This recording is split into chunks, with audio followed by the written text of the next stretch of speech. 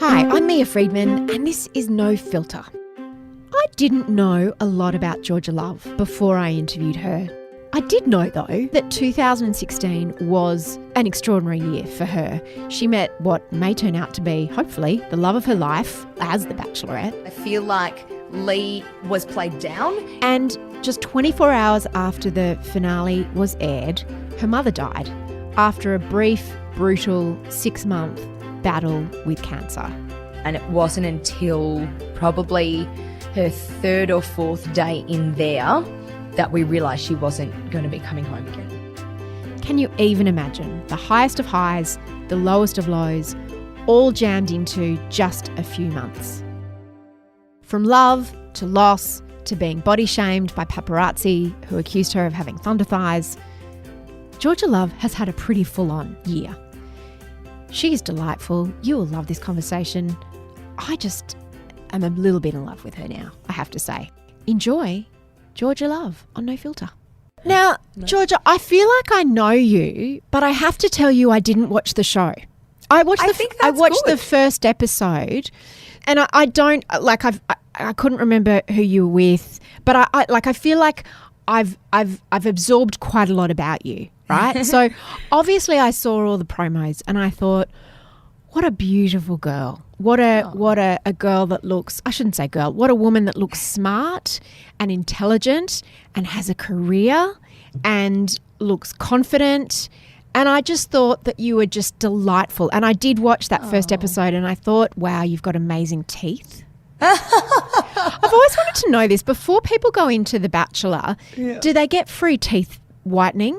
No. So I had no time to do anything. So many people have asked me if I had, if I sat down with Sam Frost, if I got personal training, anything like that. What about Botox? First of all, Botox? No Botox. No Botox. No time for Botox. I had absolutely no. I worked until 7:30 the Friday night and then I flew up to Sydney to start filming at 6 o'clock Saturday morning. Yeah, so no teeth whitening. These are all my own. Everyone's got absolutely got my mum and dad beautiful to thank for that. teeth on The Bachelor. Everyone, the contestants, the main person, everyone has beautiful teeth. They don't tell us it's part of the casting, but it must be. Maybe it is. Check the Anyway, fine print. you've got really beautiful teeth. But you were a working journo. You are a working journo.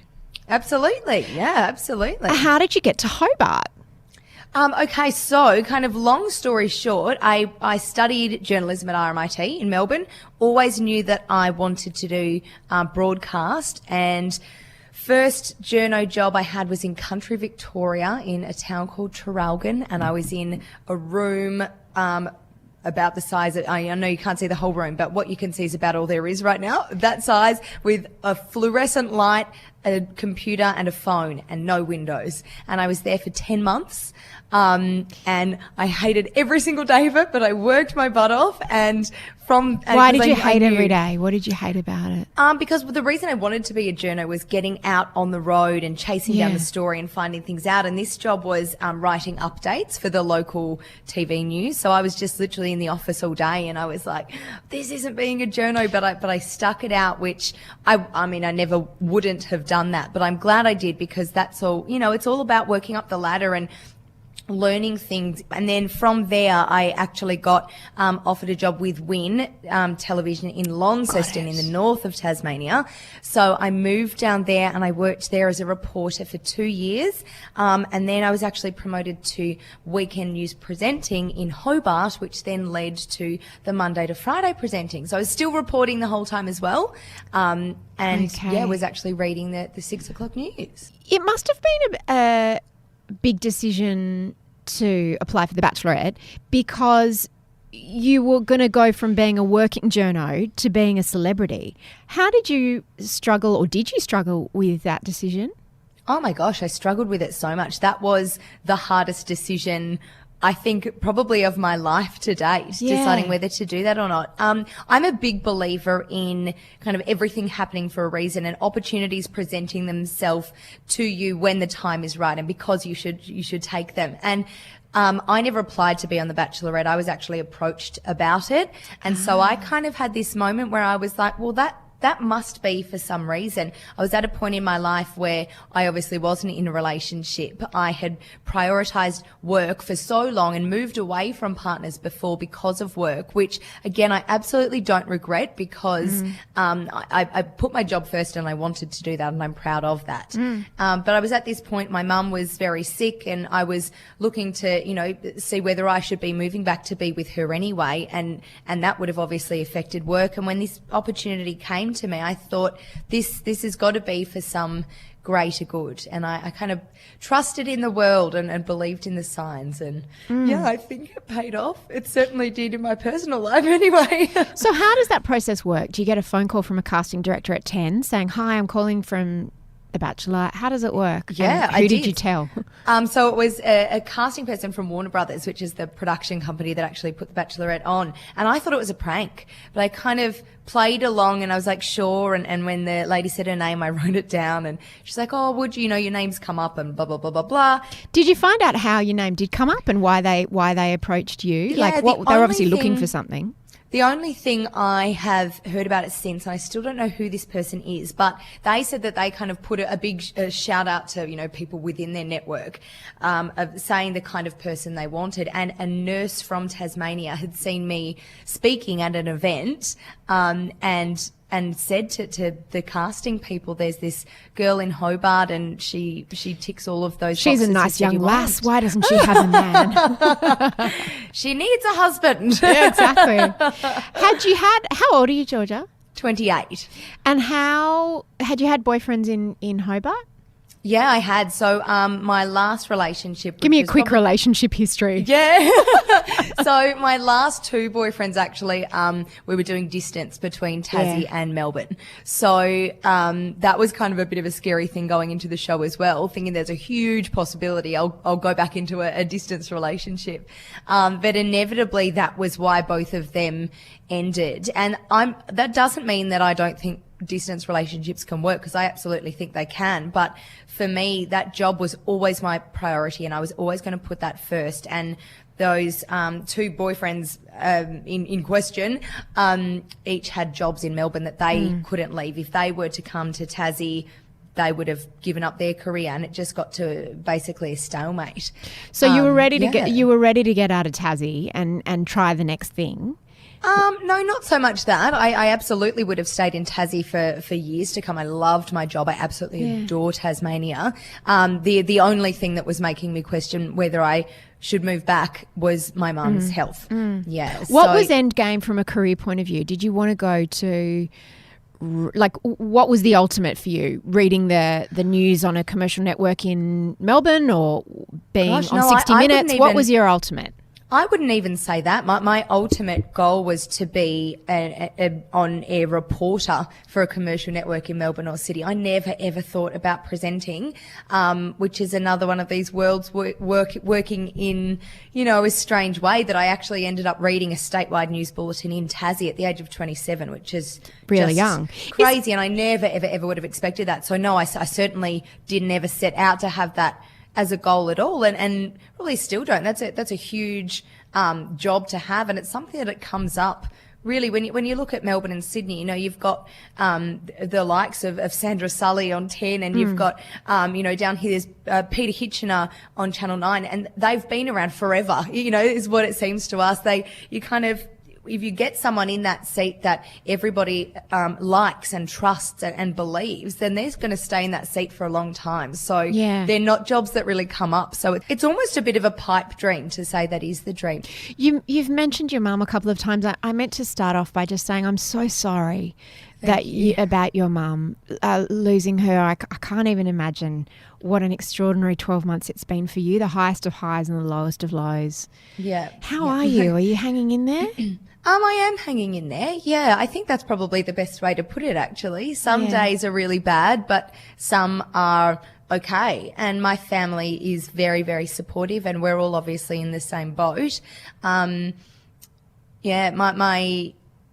something that kind of upsets me more day to day at the moment is seeing my dad, because, he's had her every single day for, I think, 39 years, including the time they were dating. So it's very hard for him, and it's very hard for my sister and I to kind of try to get him feeling happy and positive about things all the time too. But my sister just got engaged, so that's wonderful, and that's something we've all got to be excited about and look forward to. The circle of life. Yeah. So I miss her every single day, and she was absolutely my best friend. And I feel like so many girls say that about their mum, but it really, really was true for me and my mum. So I miss her absolutely every day. But something I loved about her, and people loved and hated about her, is that she's extremely opinionated, and you knew exactly what she thought about every single topic, or she would tell you.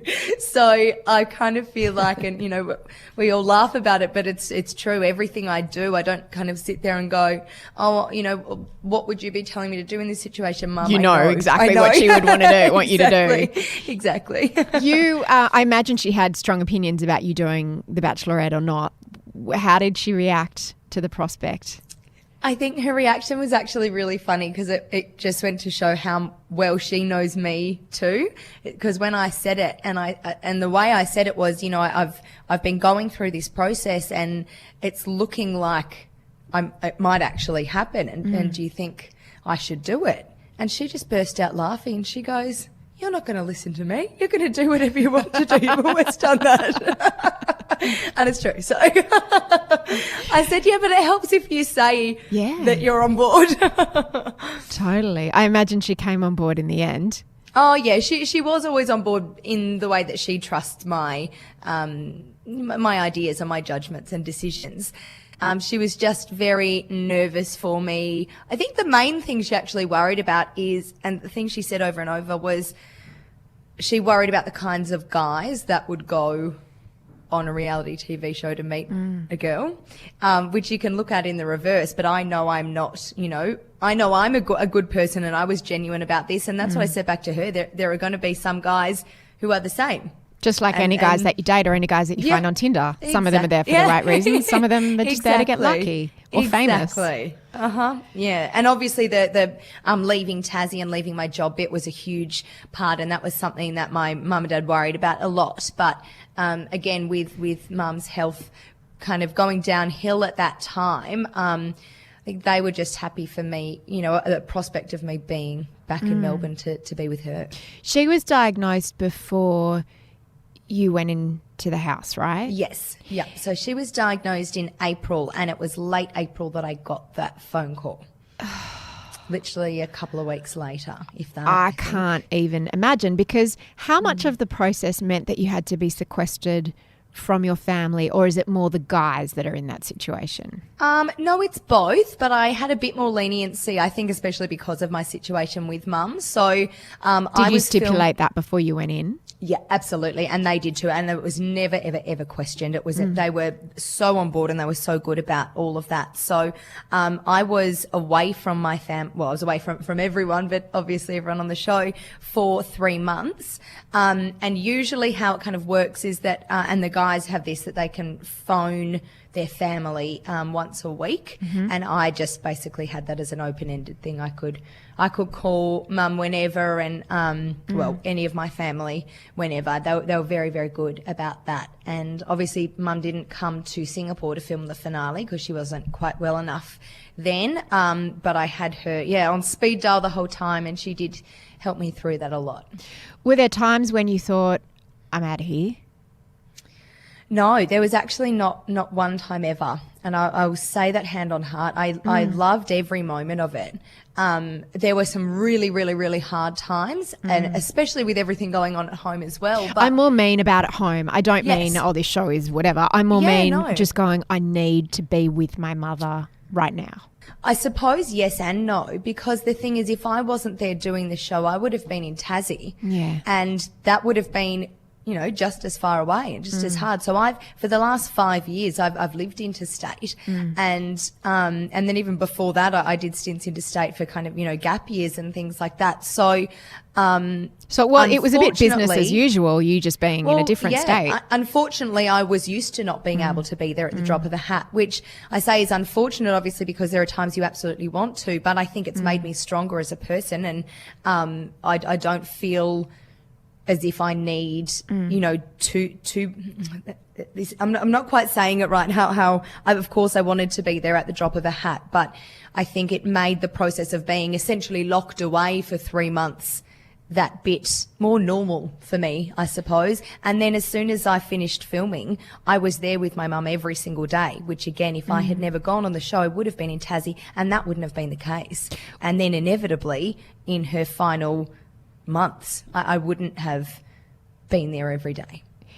Was there counselling on hand to support you through that time in the house and afterwards? Yeah, Warner Brothers and Ten are actually very, very good with that. They've got a counsellor who works on the show for a whole host of reasons, as you can imagine, the kind of things that would come up in that kind of scenario. And she was wonderful with me with everything to do with my mum as well. And I spoke to her a lot before we even started filming, you know, before I went away. So, they're very, very supportive. I never once felt like I was on my own, which is a big thing in that kind of situation. I imagine. Sam Frost said that she really appreciated the counselling she got when she was in that situation, but she became very upset and frustrated when she wasn't allowed to continue seeing that counsellor when she came out. So I had the same psychologist for 2 years, so 2014, That's quite good. And then the Bachelorette, and then I wanted to continue seeing her and hire her out as a third party, so completely separate. Of course. And I wasn't allowed to do that. Why not? Don't know. Have you been able to maintain any connection with the person I've actually you saw? spoken to her much more since the show than I did on the show. Maybe they've changed that? Yeah, or it might be. I know when Sam Frost did it, it was run by a different production company. That's good to know. That might be part of it. No, I certainly still have a relationship with her. And I agree. I think that's very important. I'm Mia Freedman, and you're listening to No Filter. So, as someone that didn't watch the show, tell me how you would tell me what your, I'm going to say journey. I went through the whole thing without your saying journey once. was. I was so proud of myself. I'm going to bring it into the conversation. Tell me about your journey from that first, obviously briefly, but for that first night to the finale when you picked the guy you picked. His name's Lee, right? Lee, yeah. Okay. Yep. I did watch a bit of that finale, and there were two guys who both looked lovely, and the other one was called Maddie. Yes. See, I've done so much research here. Yeah, well done. Really done so much research. So tell me about your journey. Right. So, how to sum that up very quickly. The first night when I met all of the guys, I think I was kind of hoping to meet one person that absolutely blew my socks off and made me go, yep, now I've just got to get through the next 3 months until I can be with you. That's kind of what I was hoping and maybe even expecting. That's kind of what a few of the past bachelors and bachelorettes have said happened to them. Like Sam and Sash and Richie and Sam Alex. Sam certainly said that about Snezana and Sam others. Frost about Sasha. Yeah. So I was kind of hoping for that and going, yep, I'm going to meet someone that's going to, give me all the butterflies and Tonight everything. I'll know. Yeah, exactly. And I had those butterflies and that kind of feeling with about 4 different guys on the first night. Oh, that's and so I was great. like, ooh, this is going to be a long journey. So, but it changed a lot through there. And I think anyone who's watched the show will know there's always a lot of speculation about how much is edited, how much is played up, how much is played down.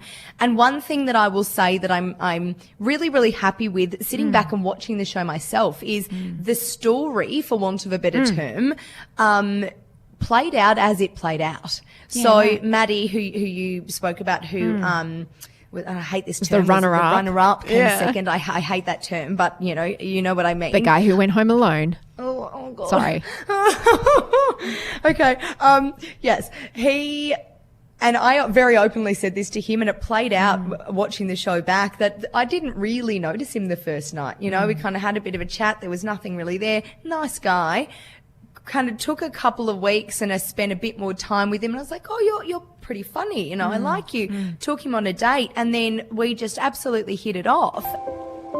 My parents said to me that they want me to find someone who treats me like number one. And everything Maddie is saying to me makes me feel like the only girl in the world. And what I really liked watching it back is I wasn't sure if obviously in hindsight, they knew that he was in the finale. So I wondered if they'd kind of play him up a bit at the start. Yeah, but right. I loved that they didn't because they couldn't, because it didn't happen. So it was a dark horse. Yeah. Yeah. So I loved that about it. And I think that was probably, I think the one thing I'll say is I feel like Lee was played down in the last few episodes. I think it would have been really, really obvious if not. So I can kind of see why that was done. Yeah. But he was the one, this is actually... Interestingly, one of the girls that I lived with, so that I lived with two girls the whole time I was there for, support and to have people with me the whole time. Were they people you knew before the show? No, they weren't. So they were people who work for the show, but they were there just simply as my people. They weren't producers. They weren't. Yeah, right. They were just kind of my. Did you trust them? Paid girlfriends. But I don't pay them anymore, and they're still my friends. That's so I too think funny. Like girlfriends, but paid. But paid, yeah. And they couldn't leave. Exactly. They desperately wanted to. No, I think they liked me. But one of them would kind of just to test me to see what I was actually thinking when I was off guard. Every so often she would go, final 2 right now, go. Just at any given point. And the one thing I can say for sure is that Lee was the only person who was in that 2 every single time she asked me from the first night. Yeah, right. That is such a good thing to have, because I was going to ask you, so much of those early days of a relationship and when you meet someone are about workshopping it with your girlfriends. And you weren't allowed, or in your case, your mother or your sister, and you couldn't do that, could you? No, I couldn't. So even when I did speak to my family, I wasn't allowed to speak about the guys. I wasn't allowed to speak about the dates I'd been on or anything. So that's I mean, clever. it's a bit of it. Yeah. It is. And it's a bit of I kind of have a bit of a love-hate relationship with that whole thing, because it is hard, because yes, you do workshop with your girlfriends and your family and you talk things through and you want their opinions. So it was hard not being able to do that. But it was actually really, really great not to be able to, because I will never, ever be able to look back and say, oh, would I have done that differently if so-and-so didn't say, if I didn't judge this thing I saw about him on Facebook. It was hands down 100% my decision. And but how did you trust that they weren't just steering you towards what's going to make a better show? Because I've worked in TV, to be completely blatant about it. I've worked in TV. I feel like I'm switched on enough to know that. And they knew that as well. All the producers, everyone who works on the show, they know I'm not stupid. And I'm not saying that they think anyone before me or who will come after me are stupid. But they knew I wasn't. And I'm a strong person and I stood up for myself. If ever there was anything that I, felt might not be right, I stood up for myself. Can you give an example of that? Yeah, I think... So 2 intruders came in one of the episodes in the middle of the season, and one of them I wanted to send home that night. I wasn't interested in him. We were already halfway through. There were already enough people that I was kind of wondering and worrying about, and one of them just gave me a bad vibe, to be totally honest, and I wanted him to go that night, and they were kind of saying, oh, you haven't given him a chance though, he's only been here a couple of hours. Why don't you keep him around, give him, a week or whatever you think and maybe learn a bit more. And I just put my foot down and said, no, I don't want to. I want this person to go. And kind of went back out to do my thing. And that's obviously what happened. So I never, ever would have. And they never tried to get me to do anything I didn't want to do. They never tried to steer anything a certain way. Which is why that's the only example I can think of. They were just kind of suggesting maybe you want to get to know him a bit better, and I just said no. And they went, okay, you do your own thing then. So, not being able to talk to your mum about it must have been really hard, because if you guys were really close, when were you able to tell her, and hey, there's this guy, and now we're together?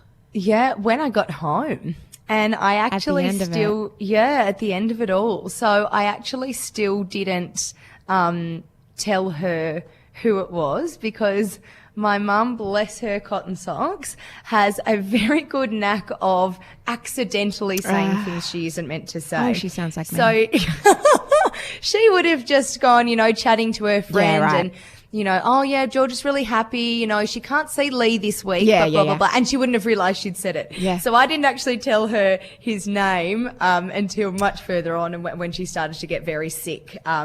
Lee actually came into the hospital to meet her, so obviously she found out then, but she was very happy. And I actually am really happy that I didn't tell her who it was initially. I didn't even tell her the final two. Because as the show was going on and as she watched the first few episodes, she decided, she told me that Lee was her favourite in the first couple of episodes. And then about halfway through, she said, I think I've decided I'll be happy if it's Lee or Maddie. Oh. Which was pretty amazing. So she knows me pretty well. She does. Yeah. How often could you guys see each other after the finale before it was on TV? What was the time lapse? So it was, we finished filming at the end of August, and then the finale aired at the end of October. So in that time, yeah, it was. And I know that Richie and Alex had a lot longer. Yeah. And I think the same last year, Sam Wood had longer, because the Bachelor season is a longer season. It takes longer to then obviously edit. And then the Bachelorette starts straight off the back of it. So they've got that happening as well as editing The Bachelor. So The Bachelorette has a much shorter gap, which I'm glad about because it felt like forever. Did you have to sneak around in garages and we did. We had 3 rendezvous in that time, and they were all organised by the production company, and we had, black kind of armoured vehicles with blacked out windows, and we were driven to exclusive places that we had to go at separate times, like hours apart in case anyone had been following us, and security scouting the area beforehand to make sure no one was hiding in the bushes. Yeah, it was bizarre. And did you get to spend the night together? Yeah, it was 3 weekends. Oh, 3 weekends that you had. Yeah, because I was going to ask you about sex without wanting to be too intrusive. In America, they have like the fantasy suite and they have sex. I mean, we're adults.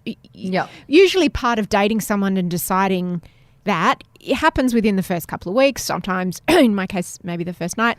But, it happens. That's a normal part of, for most of us, of deciding whether you connect with someone.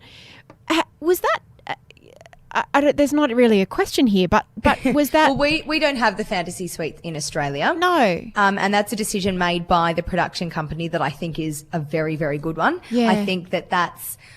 I know what you're saying as well. That is a part of, deciding whether you like someone and deciding whether you, you work together, I suppose.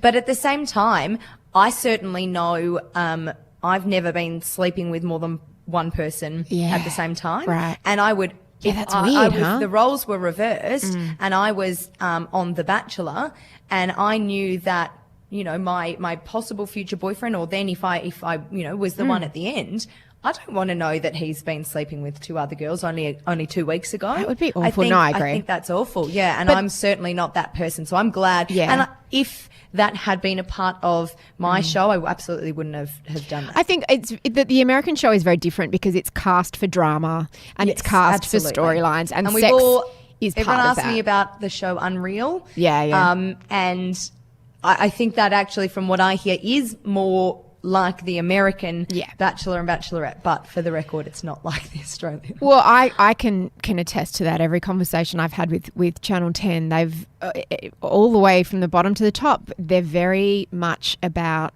we're bringing people together to fall in love. Like almost to the point of naivety. I'm like, but you guys are making television. And they're like, no, it's about love. But the thing is, like, to be completely realistic about it, you get a whole group of people all dating the one same person, you're going to get drama. Of course. So you're going to get all of that. So they can absolutely say we just want 2 people to fall in love. Yeah. They're going to get all the drama. No one ever in that situation, 17 other guys aren't going to sit back and go, oh, Lee, well, I think you like her the best, so, you take this one out, mate. Oh, well, there's a lot less drama among the guys. The guys are a lot more like, mate. Yeah. They tend to bond with each other, don't they? I actually think you're right. I think that the no sex is almost, for many of us, possibly me, sex can be confused whether you've got chemistry with someone or not.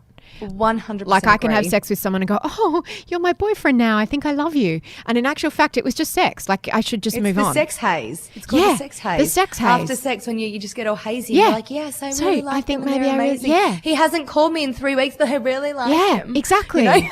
I had a lot of So you don't get relationships that. that should have been one night stands. So I think that the enforced,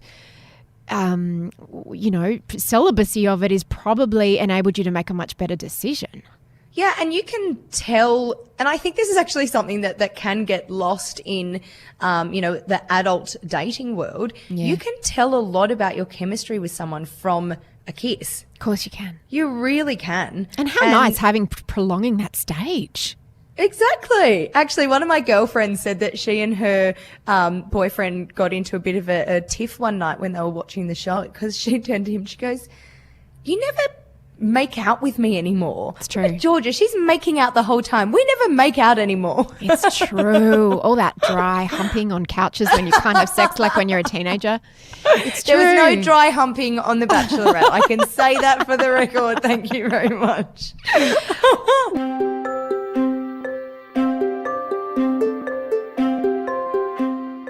It's the show that Channel 9 is flogging like crazy. The biggest new show of the year, Married at First Sight. Strangers marrying strangers? What could go wrong? Claire, will you recap Married at First Sight with me? I do. There's a runaway bride, there's Australia's pickiest man. And there's us, watching on in horror and delight. Mamma Mia's new podcast is The Recap, and it starts this Monday night with Married at First Sight. Subscribe to The Recap in iTunes or the Mamma Mia podcast app. What about life now? That's a big question. I know. So That you're is a a few big months question. down the track of you and Lee together. Enormous pressure. I mean, they say one of the most stressful things that can happen to you in your life is your partner dying, but your mother or a close family member dying has to be right up there. And that happening in that really early stage of a relationship, plus the scrutiny of the spotlight and media. What a bizarre, surreal situation, and Yeah, what pressure to put on you both. Yeah, you've hit the nail on the head with that there. It is surreal and it is bizarre. I can't think of anything else that would compare to that. It's just, you said earlier, the highest of the highs and the lowest of the lows, but then also with that public scrutiny, with paparazzi following you, with, some people wanting you to fail and others desperately pleading for you to succeed because they're getting something out of watching a successful relationship. The happy medium of how much time do I give myself and my family of closing everyone out and dealing with that, and people being supportive and wonderful, and people who've watched the show and feel they have a relationship with me. I want to respect that as well and not cut them out completely. So the whole thing is totally bizarre, and I still actually don't think half of it's hit me yet. I don't think being on the show has really hit me. I certainly don't think Mum passing away has really hit me, and I don't know when all of this will happen, but it's just been go since it's finished. And I think that I truly don't know anyone else I've ever met in the world who would have been as supportive as Lee was in that well, and still is, but certainly in that moment when that all happened. It was 24 hours after the finale aired that Mum actually passed away. So essentially, that's when our relationship started. We'd had 3 weekends together without cameras, without microphones. That's all we'd ever had together. And so did you have to go out and do press literally on those days? Yeah, well, we scaled everything right back because of Mum being so sick. So leading up to the finale, I scaled back a lot of what I was meant to do. I was meant to kind of go around the country. I was meant to be in Sydney for the morning of the finale, and we just cancelled all I can't of that imagine like 'cause Mum was sitting so on the unwell. project desk having funny jokes when you're just in deep grief. Yeah, so I was actually that day after finale. Lee and I did a couple of radio interviews, but we did them all just over the phone so I could be there with Mum, and then we went in and we sat with her with the whole family for hours, and then it was that night that she passed away, and I didn't do any media after that at all. the first thing I did media-wise after that was the project, and that was I think a month or a bit more than a month later. And the reason that I did that then was actually because it was World Pancreatic Cancer Day, and I wanted to get out and talk about that. And now you're an ambassador for PanCare. Yeah. So I'm really, really proud to be able to put my name to something like that. I've not had such a close connection to a charity or any need for a charity before, which is fantastic, and how lucky have I been in my life to be able to say that.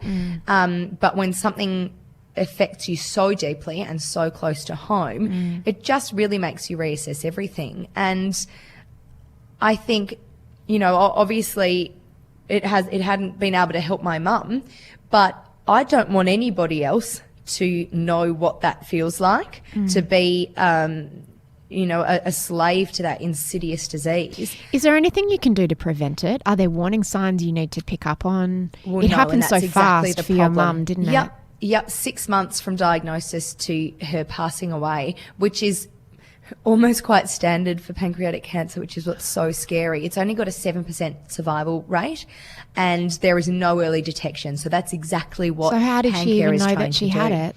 She had abdominal pains for a few months, and kind of did that. She's a nurse as well, which was probably a bad thing, because she kind of went, oh, well, I know how, I don't want to complain, don't want to step on anyone's toes.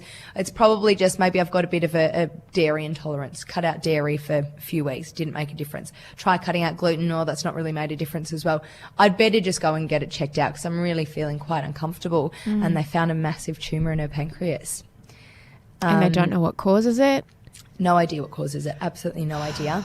And there is no early detection. It's only if they find the tumour, they find the tumour. And so that's what PanCare's trying to do, is raise money and make money to find an early detection test. Because with a 7% survival rate, if you can find out that you're getting it or it's in its early stages, that survival rate's going to increase extraordinarily. So all cancer's scary, but it's a really, really scary cancer. It's almost like getting the death knock when you get that diagnosis. Did you have which is hope? Very, very hard to stay strong through. Did you have hope at any time through there? Did you keep going, she will be the 7%? Of course. You thought a journey again. What's that journey like from accepting that she won't be in the 7%? I think I always thought that she would. I always thought that she would. She's strong, and we're all strong. And, you never think that something like that will happen to you. And you hear of so many people surviving cancer. So, well, she's having this operation. Great, get it out, and have a little bit of chemo, and then we'll be fine. We'll be good to go.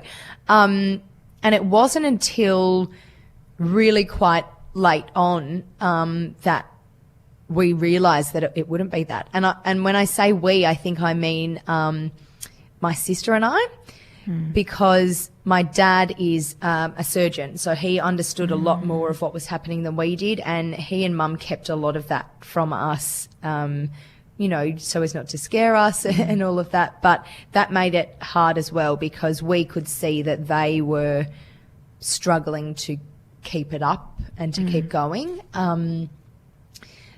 But it probably wasn't until she was admitted into palliative care 10 days before she passed away, and it wasn't until probably her third or fourth day in there that we realised she wasn't going to be coming home again.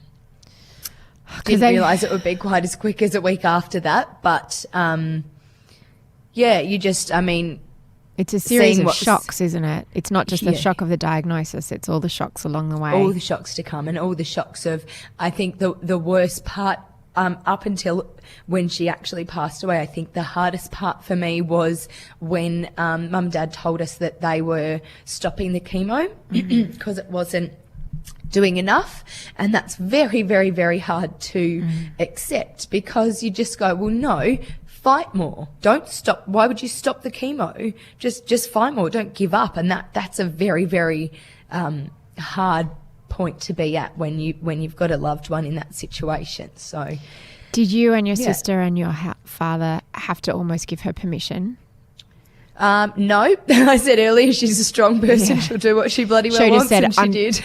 but you, or then maybe approval, like we understand, or did you keep wanting her to fight right up until the end? Yeah, of course, absolutely kept wanting her to fight. We never actually, my mum and I and Katie, my sister, and mum never spoke about her dying.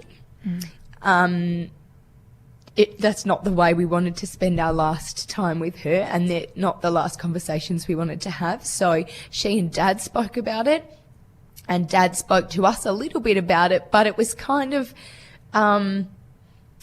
almost a bit of, ignorance is bliss. Let's just pretend everything's okay, because that's just a nicer way to be. I think even when Lee came in to meet her, we knew she was probably only, days or at the very most a couple of weeks away. But, I was sitting there and he was saying, I hear your favourite thing in the world is an Aperol Spritz, and, we'll make sure we'll go and I'll cheers you an Aperol Spritz, next year when we go to Amalfi, and I'll take you for a run around the town next week, So, yeah, we kind of did that, which some days I wish that we didn't, because I didn't really speak to her about, the kind of things I suppose in the movies they do have those last conversations like that. But I'm actually kind of glad we didn't as well, because the hardest thing for me to think back on and to deal with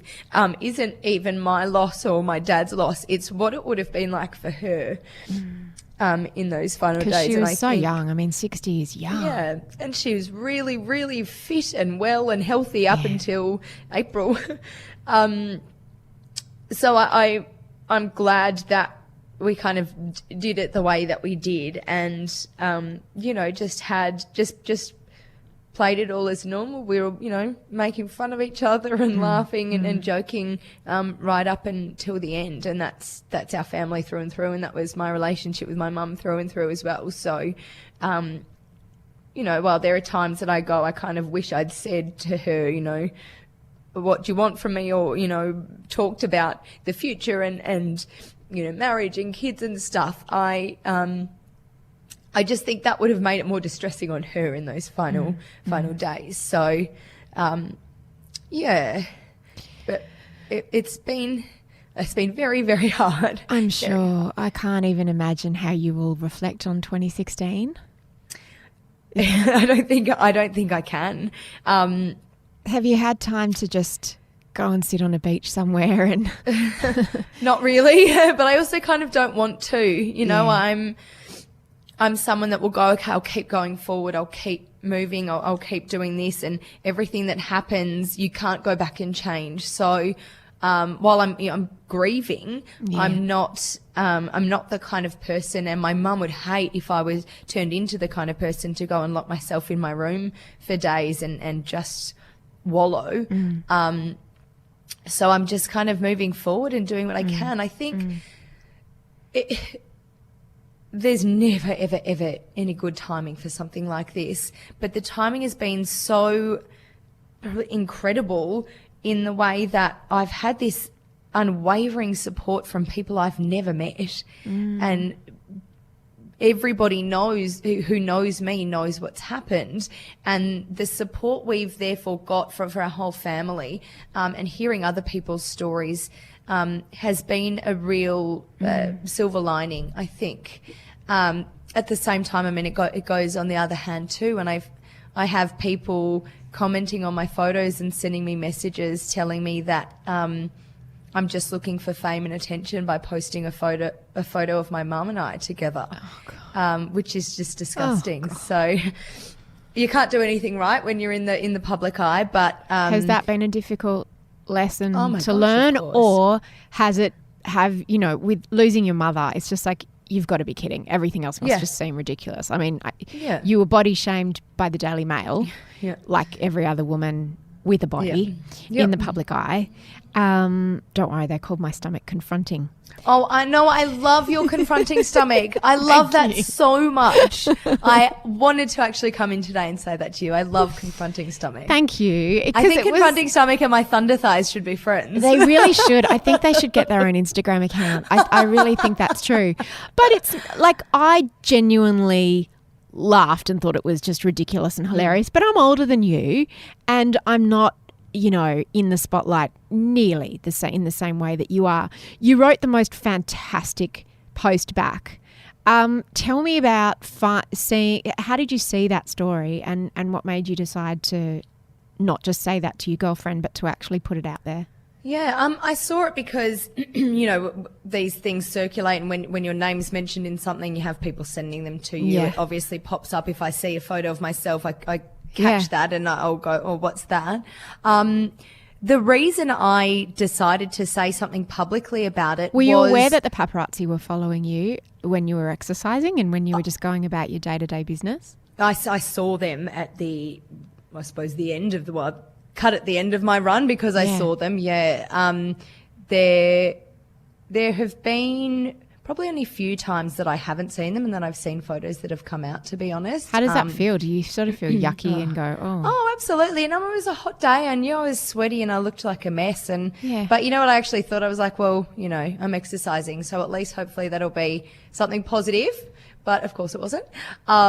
Look, to be fair, their article actually was not defamatory. It was fine. It was the comments on the article. And I actually don't know why I looked at the comments because a thing I've always told myself is just because it's the number one rule. Just don't read the comments. It's like picking a scab, but it's hard not to. Yeah. And I actually genuinely don't always, but this one time I did. And they were horrendous. They were horrendous. Of all of the things I could have been doing, I was bloody exercising and they were body shaming me and suggesting that, Lee just must be cheating on me because I'm so fat and ugly. And I actually thought the same as you just said. I thought it was funny. I really did because I'm not fat. I don't have thunder thighs. I'm not a Victoria's Secret model, but I'm not fat either. Totally. And I think that's why I could laugh too. Yeah, because you just go, I'm not that. But then what message does it send to the women who are bigger than us? That's exactly it. That is exactly it. And I thought if they're saying that about me going for a run, imagine what they could be saying about anybody else. And that's exactly why I thought it is someone like me and someone like you who should be saying these things publicly. Calling them out. It's the people that aren't, deeply affected by it that need to stand up for the people who are. Because we've got nothing to lose in many ways. Exactly. We're not going to sit at home crying, but it's the message that it sends to other people. And it's the way it's written is just so disingenuous and it's like words like flaunting, and they're always so careful to not explicitly body shame in their words so that they can hide behind that as a defense. But you're just a target. Like the word you just confronting. you just set up for people to abuse you. Yeah, and that's totally it. And I think the thing is as well, in signing up for the Bachelorette, I somewhat signed up for that. And of course I didn't sign up to get followed going for a run on a Thursday morning. But, I did sign up to be in the public eye and to have that as part of it. And I'm not naive. I knew that could be part of it. But again, that's the reason. I am so much a normal 28-year-old woman. I'm not an actress. I haven't worked my whole life to get this level of fame or anything like this. You're a working journo. Yeah. I'm a journalist. That's all I've ever done and that's all I've ever been. And I'm exactly the same person today as I was before I ever got that Bachelorette phone call. And I think that's exactly why, just because I was on reality TV doesn't mean that I have to look like a Victoria's Secret model and be posting photos on the beach in my bikinis looking amazing. I don't. I've got a little bit of a flabby tummy, but I'm a size 8 and I'm not going to change who I am just because I was on TV. I'm healthy. I'm fit. I'm happy. My boyfriend thinks I look good. I think I look good. And men are just so grateful to be touching a naked woman, let's be honest. Doesn't matter what she looks like. No. Gosh, I can't wait to see what you do next. Oh, I really thank can't. you. I'm Me so neither. excited. I think you've just got such an infectious, delightful, magnetic, warm energy, and I want to see more of you in the world. Oh, thank you so much, Mia. That's a really, really lovely thing to say. I've sort of I'm followed just so your excited journey from afar. Oh, and thank you. It was great to meet you. It was really great to meet you. Thank you so much for having me on. I've had a good time. Thanks so much for listening to No Filter. To subscribe to No Filter, you can do so many things. You can download our app, which is pink. You can download our app on a friend's phone. I recommend that. When your friend goes to the bathroom, if they haven't taken their phone with them, grab their phone, or maybe while they're at the bar, and download the Mamma Mia podcast app onto their phone. They'll thank you for it, I promise. You can go to apple.co/Mamma Mia. That's another way to subscribe. And you'll also find all of our shows in one place there, as you will on our app, and any books written by the many Mamma Mia team and guests that we have on this and our other podcasts. Did you like this episode? Do you want to hear more like it? Well, I'm so glad that you asked. Scroll back through the feed and look for my conversation with the original Bachelorette, Sam Frost. She's another just delightful human being. She talks about getting over Blake. It's hard for me to even recall how I was feeling because I've separated it from me so much. Body image and why she would never become a toothpaste ambassador. I gave her such a hard time about this. She's been offered like $100,000 to spruik toothpaste. She's another one with amazing teeth, just like Georgia Love. Beautiful teeth, spruik the toothpaste, take the coin. Did you know all of our podcasts are now available on Spotify too? So if you get sick of listening to the best of Justin Bieber, is there such a thing, or is that a contradiction in terms? Come on over. If you want to suggest a guest, I'm always looking for new ones, and so is my incredibly talented and hardworking producer, Liz. We want to know about people, so if you want to suggest someone or just ask us a question, call the pod phone on 02 8999 9386. And if you hate the phone as much as I do, you can flick me and Liz an email at podcast@mammamia.com.au. Also, if anyone is still listening, and I'm sure there is no one still listening, you can subscribe to my email newsletter that comes out once a week, where I tell you all the podcasts I'm listening to and the things I'm reading and the videos I'm watching and sometimes what I'm wearing. And you can see pictures of my confronting stomach, which are also over at Instagram. Just go to miafreedman.com.au and you can subscribe there. Today's show was produced, as it always is, by Eliza Ratliff. She's unreal. For the Mamma Mia Women's Network, which also is unreal, the executive producer of podcasts is Monique Bowley. We like to call her Mons with a Z. And the head of entertainment is Holly Wainwright, who is currently on leave, doing something amazing, which I'll be telling you about in the future.